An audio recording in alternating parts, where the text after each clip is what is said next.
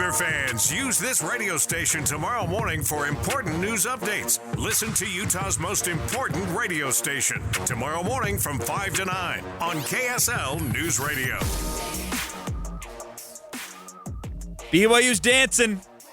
They'll play Thursday at 2 p.m. against VCU.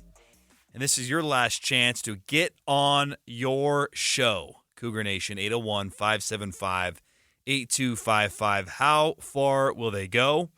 I've got them in the Elite Eight in my bracket. We've had a couple fans call in as well, expecting them to advance beyond this opening matchup against VCU. Maybe it's your turn to reveal how far you have them in your bracket, Mitch. Sweet 16. I've got them going to the Sweet 16. I'm going to lean in, and I know I'm always pretty cautious, and I said even earlier, like round of 32, I'm going to say Sweet 16. I'm going to go with it because I do believe that BYU will get production every single game from Richie Saunders. I can bank on him. The wild card to me is Yegor Demon. Yep. You know, if he becomes the star that we saw early in the year where he's racking up Freshman of the Week honors and breaking freshman records, if BYU gets that guy, they're definitely going to go to the second weekend. But if they he can struggles, also get the flip side, which is you can't play him against an aggressive defense. right, and that's the concern. And I think that still BYU can win games as they've done in some really historic venues. But you know, because Dallin Hall's been key in BYU's turnaround in February and March. But I just feel like he is the X factor to me for BYU, that if they want to go on a deep run, Yegor's got to be that 5-star talent that they signed, and he's got to deliver. And I think that it'll be nice too. You'd like to think that getting into a matchup where the teams don't know each other that well, feels like in the Big 12, by these teams just naturally watching film and seeing BYU over and over, even if they're not prepping for BYU, they're always seeing BYU personnel in their film study because in league play, everyone knows everything. You'd like to think that maybe they're not going to be as there's going to be a little bit more, that spacing that BYU is known for is going to be able to allow for Yegor and this team to have a lot of success. So, but it's going to be a challenge on Thursday. VCU is the number one offense in the A-10. They're the number one defense in the A-10. They were the best team in the Atlantic 10. They've won 12 out of their last 13 games. They are rolling. But the thing is with VCU is that the highest-rated team in predictive ratings that they faced this year is number 41 New Mexico, and they lost that game by 7. That was in the pit. You know, they haven't faced a top 25 team like BYU. BYU is far and away the most talented team, the best offensive team VCU has gone up against. You look at the teams they've faced, VCU's defense that's statistically really good. There's not many good offenses that they faced.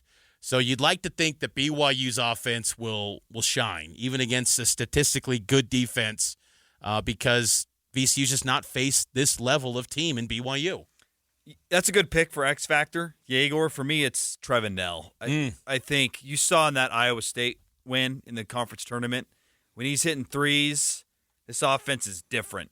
And then in the Houston game, he had a wedgie, as Kevin Young. I mean, I loved his commentary yesterday. When do you see back-to-back wedgies?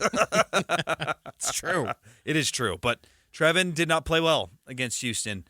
They need his three-point shooting. I feel like when Trevin can get you 3 3-pointers or more, this team is hard to beat because it spreads the floor. But when he's not making shots and he's not an elite defender, then you have to look for something else. And that's when you're like, okay, Trevin hasn't got it tonight. Are we going for Dawson? Are we going with more Mawut Mag? Like Trevin, and I think it's interesting too, in both Big 12 conference opening possessions, they went to Trevin Nell. Iowa State bangs down a 3. Offense is humming. 3, 3, 3. They did that against Kansas, too, when he had that 1,000-point club shot, too. Good point. And then at Houston, He didn't make the shot. And then others started missing. And then before you know it, you're down 7-0, and you're uphill. So Trevin Nell, to me, he is a critical player on Thursday. Got to get some production from him, need some shooting from him. He's a historically do I say great three-point shooter throughout his BYU career? Yeah. I think that's fair. You have to. A great three-point shooter. He needs to deliver in March.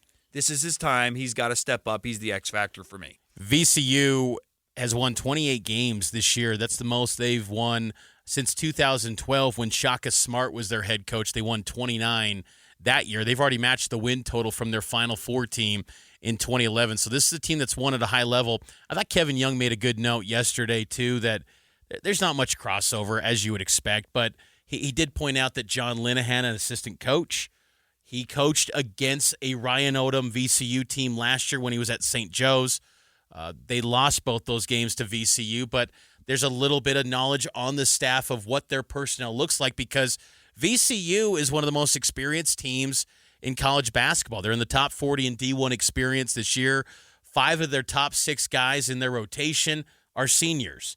So this is a veteran team. You can't pull the card on this one of, well, BYU is a more mature team. No, VCU is the more mature team. They've got a player in their starting 5, and look, he's had some injuries, so it happens. I'm glad he's got the chance to add these additional years, and then there's a COVID year in between. But they've got a player in Jack Clark who started playing college basketball before Trevin Nell started his BYU career. Now, granted, Trevin was on the mission, right, but still, like it's a 7th-year senior. So this is a veteran, older team in VCU, and it's no surprise that they've won a lot of ball games because maturity and experience tends to work pretty well in college basketball these days. This is what Kevin Young had to say about this VCU team after learning about the matchup yesterday, right after Selection Sunday wrapped up. Don't know a ton about them other than the fact, what I've learned here quickly. Good defensive team. They're a team that tries to turn people over. They do a good job on the offensive glass as well. They got a good point guard. He was in the portal. We looked at him a little bit. Couple good friends of mine coaching that league. John Linehan coaching that league last year. So there is a certain level of familiarity, within our staff that we'll definitely lean on. I do like that BYU is facing this type of defense right after playing Iowa State and Houston. Does that mean they're going to have it solved? We'll have to see. But that is good preparation for this. Good point. To having gone through it 2 times in the last week. Now, they have struggled at times against this too. So how much improvement can be made? But I do think that Houston matchup, which look, it wouldn't have bothered me if they had lost to Iowa State in that opening game.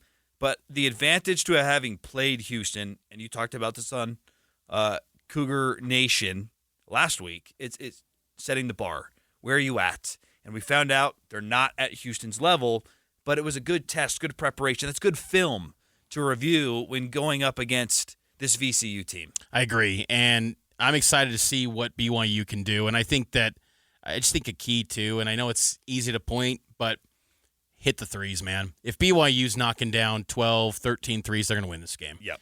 If they are in that 5 to 8 territory, it could be down to the wire, and it could be that 50-50 game that some of the prognostications maybe have for this contest. But if this BYU team is hitting the 3, and I know it's not live and die by the 3 like last year.